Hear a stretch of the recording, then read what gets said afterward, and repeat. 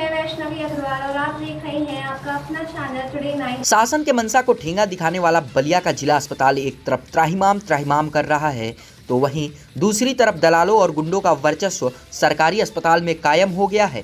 दरअसल मामला एक स्थानीय पत्रकार से जुड़ा है, जहां जिला अस्पताल के सीएमएस को अस्पताल की दुर्व्यवस्थाओं की तस्वीर दिखाना इतना नागवार लग रहा है कि पत्रकार को अपने चेंबर में बुलाकर एफआईआर की धमकी देना शुरू कर दिया है। दरअसल स्थानीय पत्रकार सनंदन उपाध्याय अस्पताल में पहुंचकर इस बात की जानकारी लेते हुए अपनी समाचार संकलन कर रहे थे कि अस्पताल के चिकित्सक और कर्मचारी क्या समय पर अपने चेंबर में मौजूद है या नहीं। जब पत्रकार अस्पताल में मौजूद ट्रामा सेंटर पहुंचा तो पत्रकार का सामना एक युवक से हुआ, जिसने समाचार संकलन करने का विरोध किया और बदतमीजी करते हुए पत्रकार को सीएमएस के कार्यालय में जबरिया ले गया। फिर क्या था, सीएमएस डॉक्टर दिवाकर सिंह को पत्रकार द्वारा सच की पड़ताल करना नागवार लगा और धमकी देते हुए कहा कि हमारे यहाँ पत्रकार आते हैं तो चाय पानी पीते हैं और चले जाते हैं, बिना मेरे अनुमति के किसी को अस्पताल की खबर करना मना है। यही नहीं, सीएमएस ने अपनी धमकी में पत्रकार सनंदन पर एफआईआर कराने तक की धमकी दे डाली।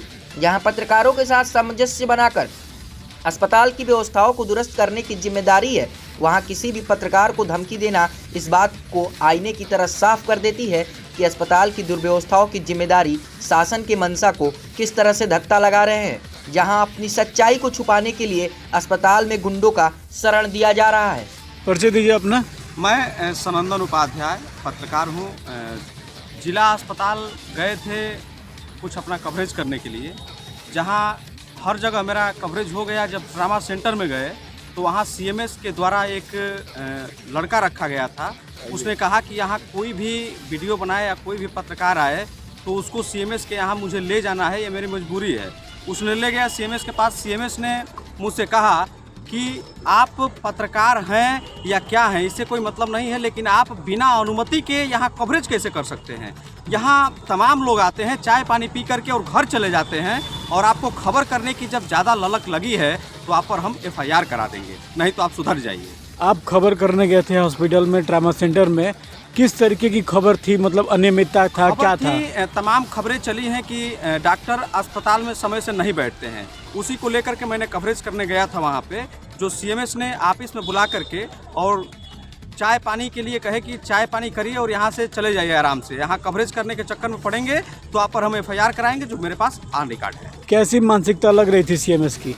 सीएमएस की अब मानसिकता मैं क्या बताऊँ, मैं तो वहाँ सच्चाई दिखाने, जनता की आवाज़ बन करके मैं गया था वहाँ पे, लेकिन अब उन्होंने इसको रोकने का प्रयास किया तो आप समझ सकते हैं कि सीएमएस की मानसिकता है क्या।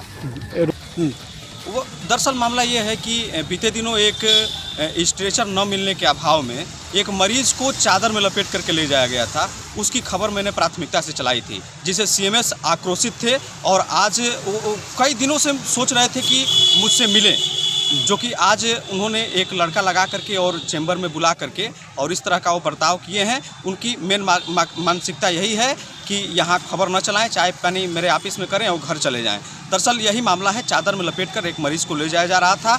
मुझे बर्दाश्त नहीं हुआ, मैंने वीडियो बनाया और खबर चलाया, जो कि सीएमएस के लिए ये चले।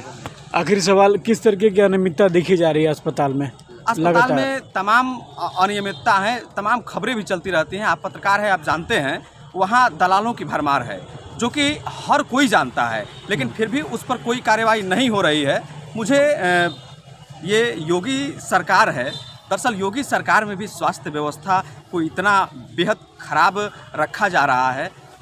चूँकि हमको लगता है कि मुख्यमंत्री जी को शायद जानकारी न हो, इसलिए इस प्रकार की व्यवस्था है और मरीज यहाँ के तड़प रहे हैं।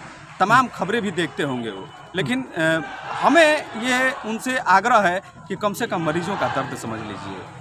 जो मरीजों के दर्द समझने के लिए जिला अस्पताल दिमाग लगा रहा है, कम से कम उनको दिल लगाने के लिए मजबूर कर दीजिए।